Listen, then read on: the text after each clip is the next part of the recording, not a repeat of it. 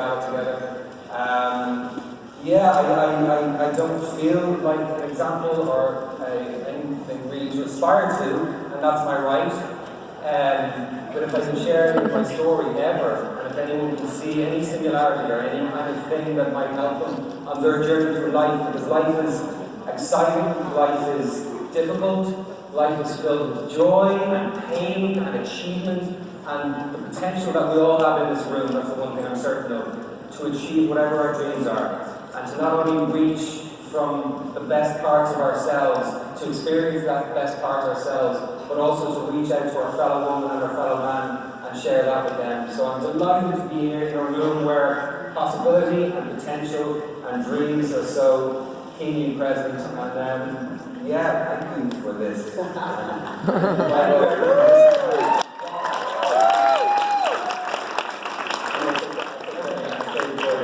And now, to moderate a little Q&A session with Collin, Mr. Gregory will come to the stage. Doctor, come on, bring the heat. Everyone have a seat, relax. Round of applause for Collin, everybody. Great job. So, I wanted to ask you a question from probably a different point of view than just acting. I just want to sit here and look at Les Brown. He got me hungry! Right? Those slides right there. I love it. By the way, he baptized my son. He did? How cool is that? That's amazing. I don't know, I just heard him speak on YouTube. It's so beautiful, God, so powerful. Yeah, he's got some energy besides that. Well, this conference, especially with all the entrepreneurs, a lot of businesses fail the first couple of years.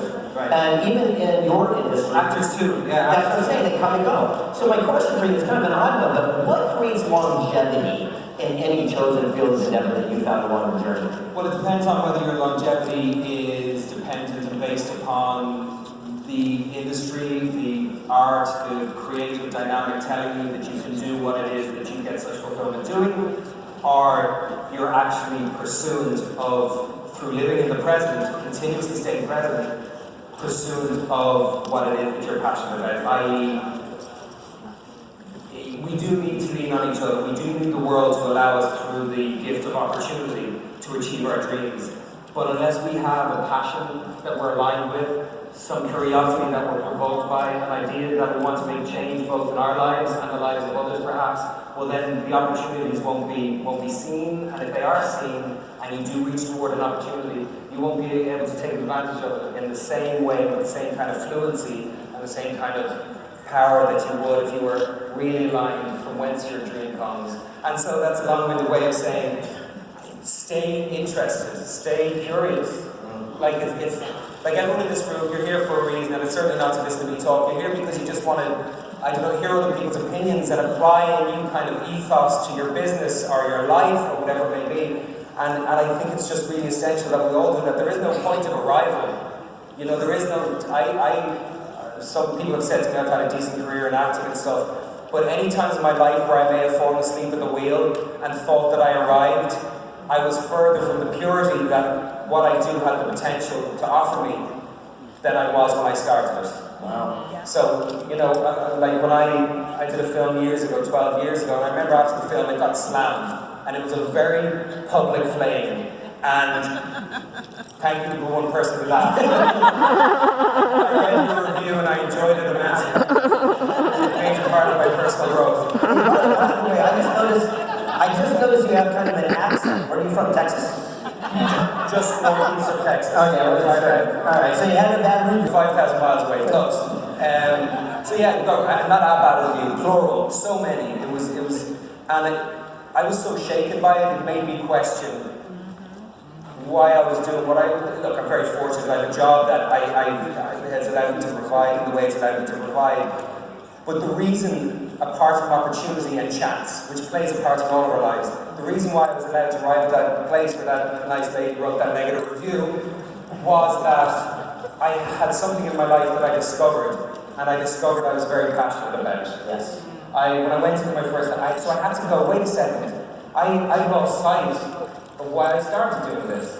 And I think if we lose sight of the flame that ignites the initial curiosity, that allows us to go into the workplace, or allows us to go into a relationship, or allows us to explore life, to have as deep and and wide an engagement with it as possible, if we lose that initial spark, we're done. You can have all the money in the world, you can have all the opportunity passed to you, and you won't find any fulfillment out of it.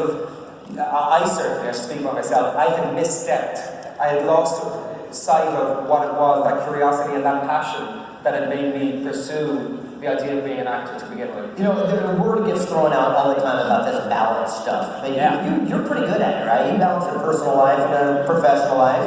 Yeah. If you have a little trick or a secret you like to share with everybody else that might be going through this in their own chosen field of endeavor? No, you just do it. I mean, I remember...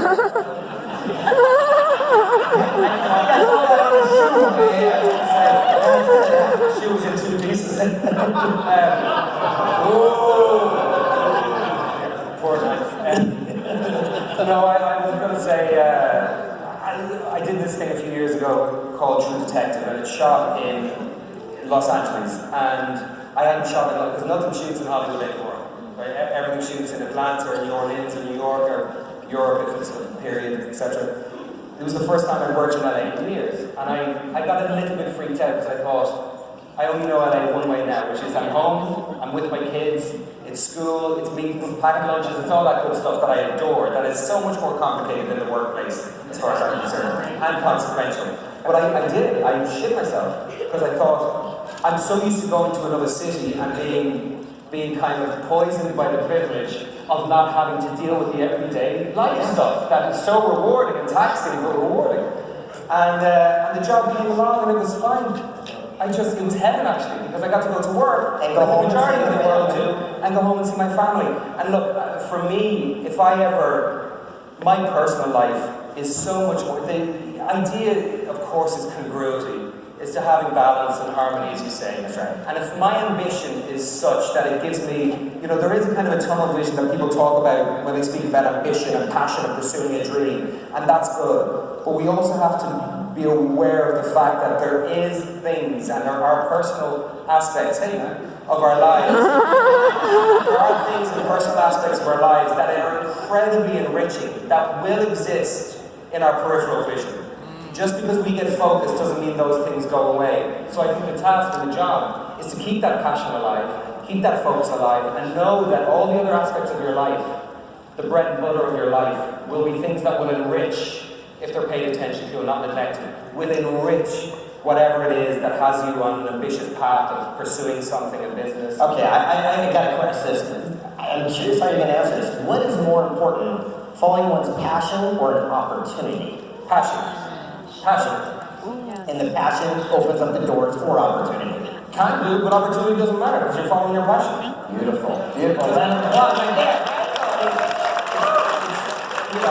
easy to say opportunity doesn't matter. I've had so much opportunity, and look, I make my living doing something that is not empirical. There's no right or wrong way to do it. Some people who write reviews would disagree at times, but there's no way of measuring success or failure. It's all so subjective.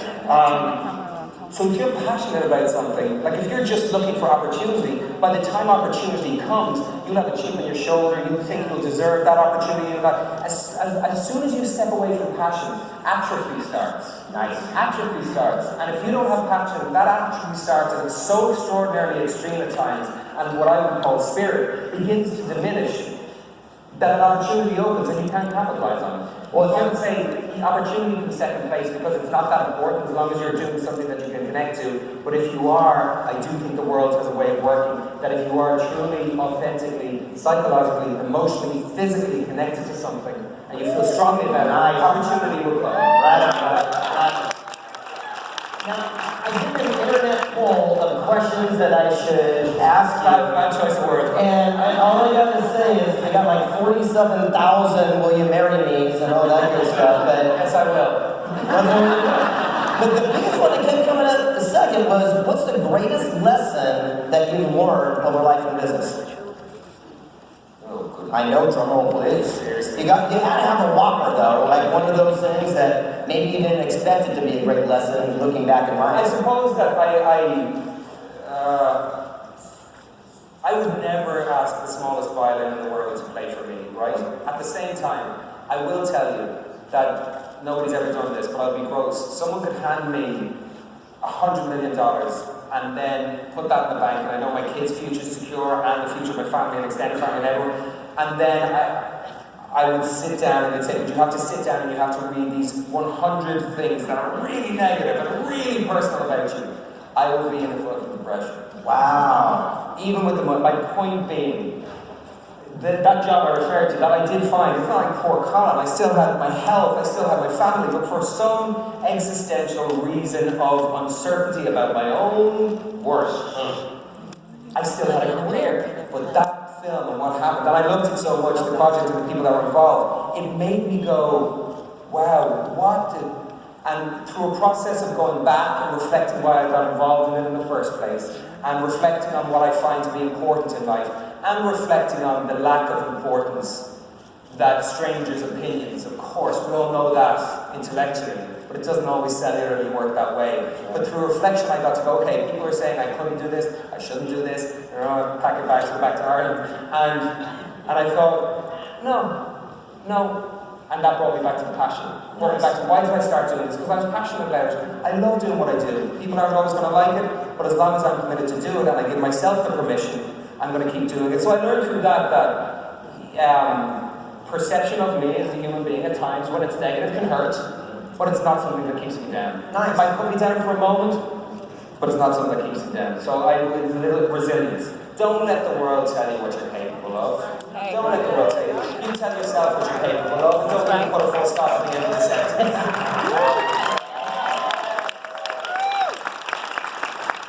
A big buzzword for myself is mentorship. You know, my mentor, Dave Corbin's in the audience right now, and I've realized that we all need mentors to guide us. Has that played a role in your career?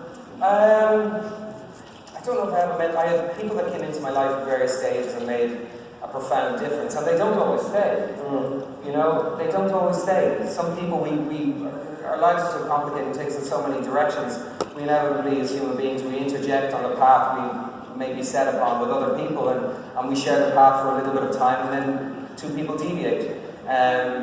Joe Schumacher was a very big part of my journey to arrive on the stage here today with you and all the films that I'd done. I had been an actor in Ireland, I had gone to theatre school, and Joel Schumacher took a chance on me when I had done very, very little work, and he put me at the centre of a film that he was shooting in Florida, and that was my first kind of lead role, I think, called Tigerland. And Joel was someone that when I found myself personally in trouble 8 or 10 years after he first hired me to do that job, I called him at like 3 or 4 in the morning. So he, although I haven't spoken to him in a while, I must reach out to him because I genuinely love the man. You can love people you don't see anymore. I don't think love dies. Our memory tells us it wasn't what it was because we like to make the present easier to comprehend. Sometimes we lose people and we still love them. But Joel was someone who was very important to my ideas of friendship and my belief that even though every top industry is a cutthroat world, there are people there who have a sincerity and an authenticity. And if you want a quick fix, go with the cutthroat. But if you want to go back to your earlier question, some longevity, find the people whose intentions have an authenticity and whose ideologies and philosophies of life align with yours. I love it. You know, a round of applause. That's amazing. So, there's a quote that's old that says, readers are leaders. And I believe that in today's technology, things have changed. Like, we get our information from different modalities. I'm curious, where do you get your information from? Do you watch TV, or is it podcast, is it internet? I mean, where do you get your information from? I get my information from, online. I mean, it's all a bit weird now. It does across the board, I have to say. I'm not going to use any terms, but across the board there seems to be less objectivity, which I understand because we're human beings and when we care about things, we get emotionally involved and our objectivity shifts to subjectivity. So, but yeah, online, and I read and I have curiosity in that way. And my youngest son is a voracious reader, which I wasn't as a child. I was more out playing football all the time and hanging out in the neighborhood. But my youngest boy is a voracious reader. It's amazing, and he's obsessed with Greek mythology, which is extraordinary. Wow. Yeah, he's 9. And whether he knows that he understands the profundity of allegory at 9, which is just out there. But I read, I mix around with different writings and readings, and I write as well to try and make sense of things for myself. And have you written your own screenplays? I've written I wrote 80% of one and then I lost it, so that's that. And it was a genius, you all would have loved it. But I've written something that is complete, but I want to tinker around it and maybe direct it within 2 or 3 years or something. Well, I believe if you believe in your career, one day you can make it in this business. You guys think so? Yeah. I'll get there. They always say what goes around comes around. I want to talk about the importance of reciprocation. How does that play a role in your life? Reciprocation, huge. I mean, I'm a believer in the unavoidable reality of the individual, but I'm also a believer in the less unavoidable, what I feel, reality of the importance of community. I.e., go and live in a cave if you want to. You can't escape yourself, and you can't escape the world. But I find community, I find friendship, I find the philanthropic tenets that have been shared over the last 3 days and will be shared and continue tomorrow to be so important, so life enriching. And as I was saying to someone earlier backstage, I'm on the right side of wrong. Nice. I'm on the side of wrong you want to be on. I'm on the side of wrong that might be able to get your child a bit of attention if they have an issue, health issue, that the majority of people can't get. It's unfair, it's cruel, you go for it because it's your child. But there are many other ways, even financially, the opportunities I've had. And so reaching out to your fellow man or being available, and trust me, I've also garnered an appreciation for the importance of solitude at times as well. Really important, I feel, for me anyway. But being a part of your community, both immediately and if you have the opportunity globally, can kind of, it doesn't, but it can give a sense that the disharmony or the lack of equilibrium that I have capitalized from is not as aggressive inside me. I don't feel as, whether it's guilty or burdened by why me or the good fortune that I've had. I'm not on a caravan traveling across America helping people. I'm selfish as the next man, but to be able to be even part of this or other things that I may have been part of through the years has a massive importance in my emotional life, of course, which leads into everything else. You're very real, buddy. I appreciate that. Yeah, it's awesome. You know, One person likes creating.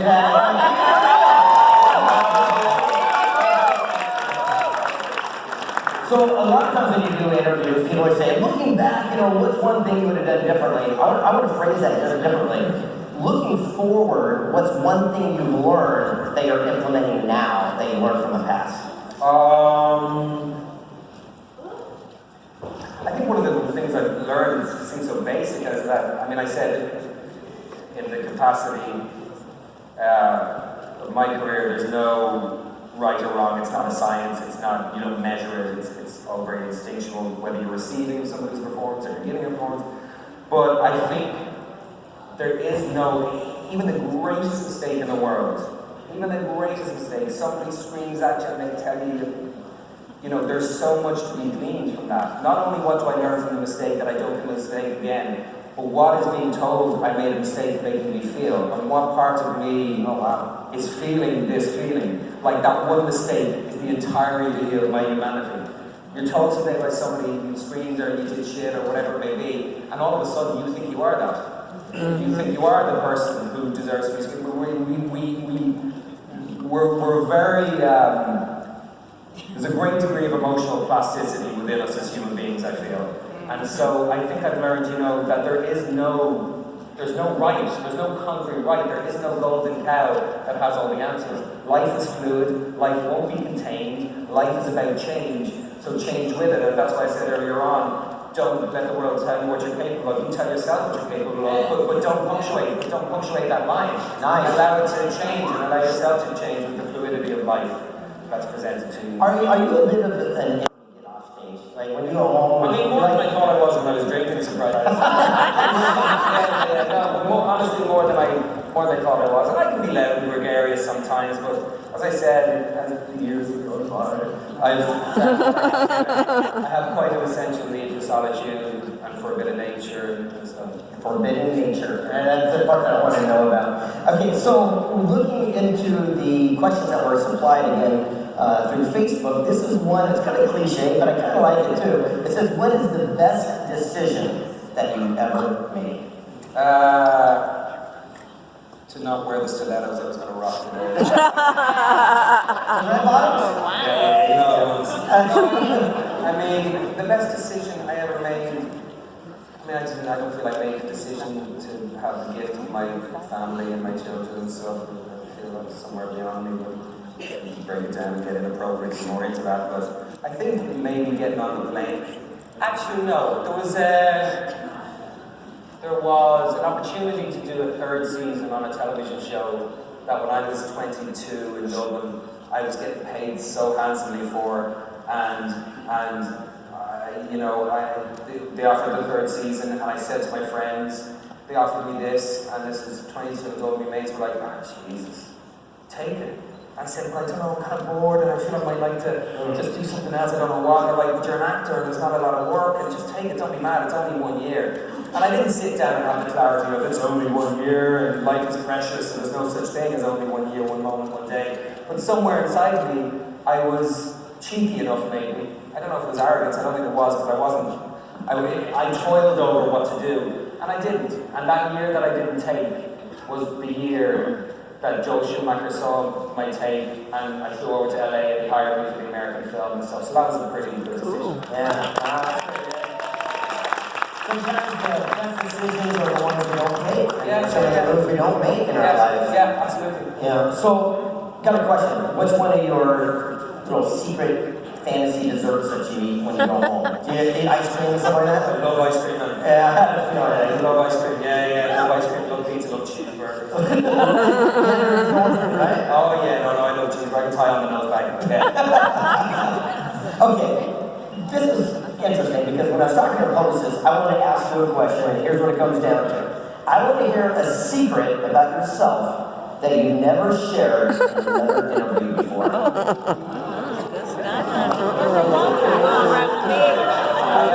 He's got a tattoo of Jesus on his back with 619 on the back, right? I have, no, unfortunately for some, myself at times, I'm a pretty open book, so I spoke about most things.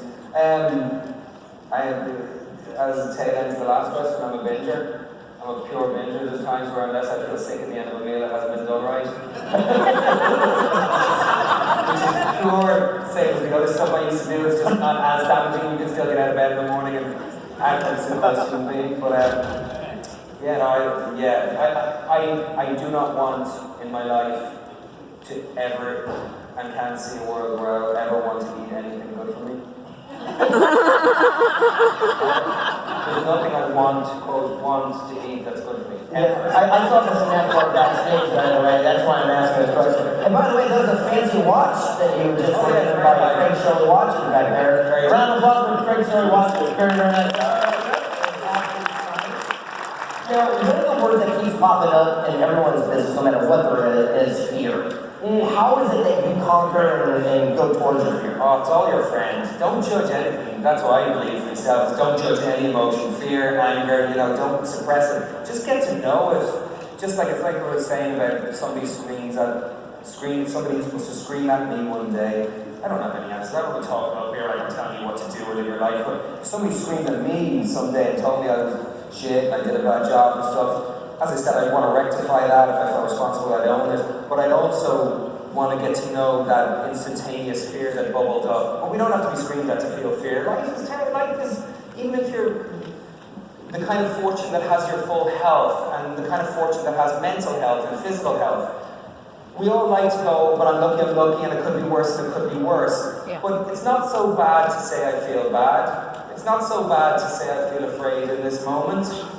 If it's there, it will find a way out. It will manipulate your behavior, and you'll step in a pothole of your own making, and then you'll feel doubly guilty and stupid and responsible. So I think fear is an ally.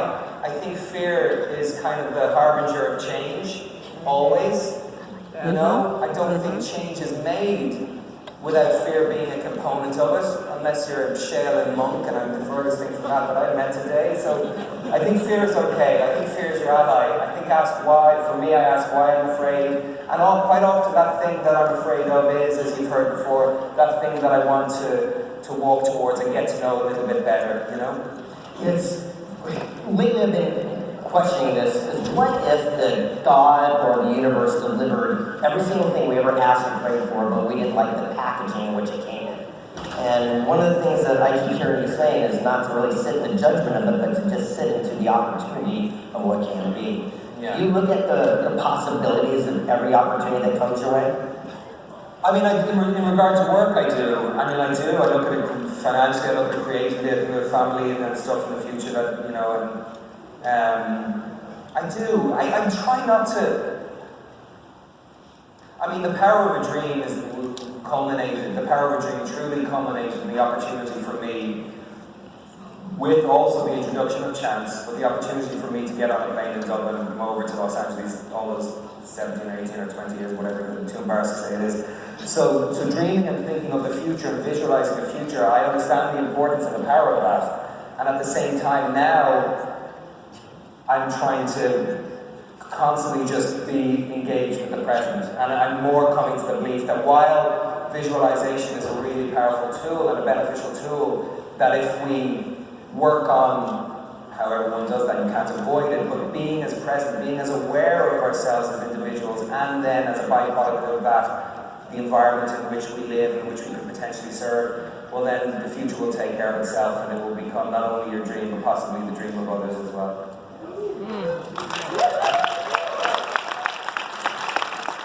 In conclusion, is there one final thought you'd like to leave us with? You know, maybe a mantra, a quote, something that... Here's Brosnan years ago, I'm not good for dropping names, but I remember the first time I met him, he's a fellow Irishman, and I was in his production offices. What was it, Dream Ireland? I can't remember the name of his production office, but and he came over, the first time I met him I was 22 or 3, and I was like, Jesus, here's Brosnan.